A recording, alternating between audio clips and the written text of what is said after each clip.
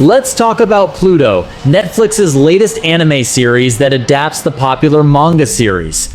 I'm going to share my thoughts and feelings on this 8-episode miniseries and would love to hear what you think about it in the comments below. While you're there, please check the link to our channel, Pure Psyche, where we provide you with pure psychological content and deep dives into the human mind. But for now, this is my honest review of Pluto. There will be spoilers ahead.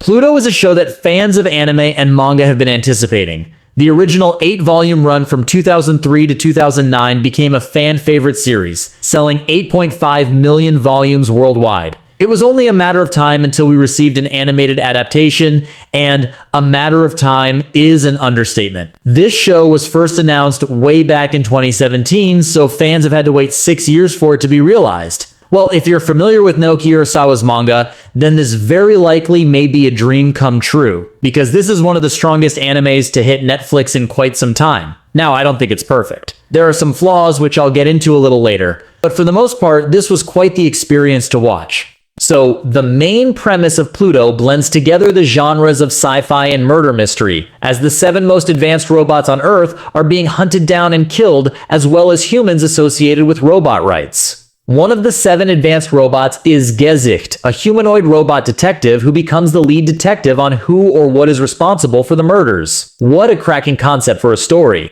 A worldwide murder mystery where even the one in charge of the investigation is a target of the culprit and coincidentally looks a little bit like Benoit Blanc. You do genuinely get a sense of scale that the web of the story is enormous, and that whatever is behind the murders is a supremely powerful entity. I loved the horror imagery too, as the victims are left with their bodies having horns placed onto them as a symbol. The responsible threat is Pluto, the namesake of the Roman god of death. Not only is the looming threat of Pluto tense, the eventual revelations surrounding what Pluto is and what he wants keep you on your toes. But the fact that Pluto is a robot and is killing not only other robots but humans opens up a Pandora's box of questions and philosophies. This series isn't a balls to the wall, non-stop action kind of anime.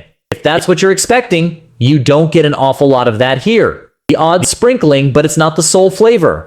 Instead, Pluto's core themes surround what robots mean and explores Isaac Asimov's laws of robotics. The show goes far deeper than a murder mystery. This right here is a poignant series of deep dives into the purpose, psychology, and experience of robots. We journey through the emotional link between humanity and robots, touching on what makes people so special, what makes robots so special, and the drawbacks to both. As such, Pluto is a series that could be watched again and again, learning something new every time, or could perhaps even be studied and discussed on an academic level. What I find so beautiful is how close to humanity the 7 most advanced robots are. Gesicht is a detective with a wife. Mont Blanc loves nature. North Number 2 loves music. Brando has a wife and children he adores. Hercules believes in bravery and honor. Epsilon takes care of orphan children. And finally, there's the child robot Adam, who was an ambassador for peace. And yes, this is Astro Boy. The Pluto manga is based on the greatest robot on Earth storyline from 1964. Adam is the Japanese name for Astro Boy, so it was lovely that they kept his Japanese name here.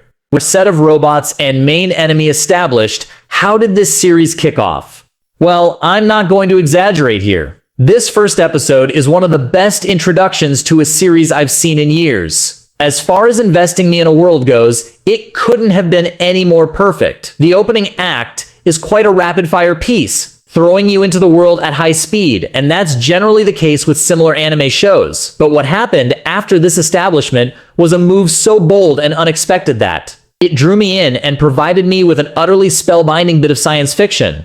Becomes a self-contained story, we witness the relationship between world-famous composer Schubert Duncan and his robot butler, North Number 2. It's quite the odd couple relationship here, with Duncan being blind, living in his large castle grounds, trying to write a new piece of music, but struggling to find the desired melody. But due to North's robot intelligence, he's able to fill in the blanks, and as a result it opens up Duncan's memory bank to the particular melody he is close to recreating. What precedes is an emotional and personal story relating Duncan to his childhood through music. all while North has a passionate desire to learn how to play the piano. It's so succinctly beautiful. After an intense opening to the episode, the pace goes in the complete opposite direction. And we effectively get a short story about how the power of music can connect humanity to artificial intelligence. It's like a little Twilight Zone episode tucked away right at the beginning of an epic global adventure mystery. It was absolutely my highlight of the series. I don't think, for me personally, anything that followed was as powerful, and that is one of my slight criticisms of the series. It peaked early, with anything afterwards suffering from having to compete. But the remainder of the series is slightly more problematic than simply not keeping to the strength of episode 1. A difficulty for me is still being an anime novice, and I'm well aware that animes often have a lot of characters and storylines going on.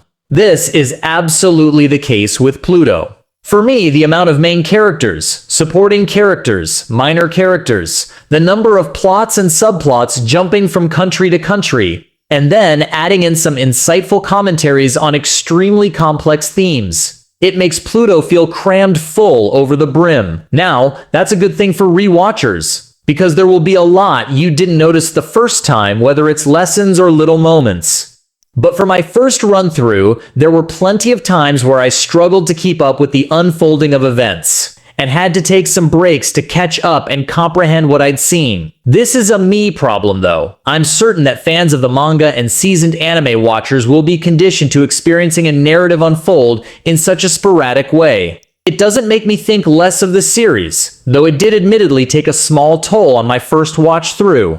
When the series did take moments to calm down and reflect on the story that had taken place so far, I thought it was utterly genius. I know that it's been compared with Watchmen, in the sense that there are big, real-world ideas explored in an alternate version of reality, using a lot of characters and tangling subplots to present its grandiose messages. I completely understand that comparison, and just like Watchmen, I didn't walk away from Pluto feeling baffled. I walked away feeling like I want to research and learn more about the world I just spent 8 hours in. And what a way to close off, by the way. The series finale was astounding, with essentially Adam taking on Pluto in a big face-off. It's the final boss battle that we were waiting to see, and it knocked it out of the park with an astonishing climax. Personally, I didn't rate the finale as stronger than the opening episode, but it wasn't a distant contest by any means, and it ensured that the series was bookended solidly. All of the stuff in the middle was also strong, but more so due to its deeper ideas. There's some really emotional stuff packed in here, including the way robots become difficult to tell apart from humans and from an audience perspective. So you can easily form personal attachments with those characters as if they really are humans. Pluto begs the question, if AI gets this far, how will we feel about it on an emotional level? Can we connect? Can AI be even more human than humans choose to be? Can they have a better crack at the human experience than we can? And ultimately, can we learn more about ourselves from artificial intelligence? All of these ideas and more are put on the table here, in what is a fascinating anime series. Pluto gets a big thumbs up from me,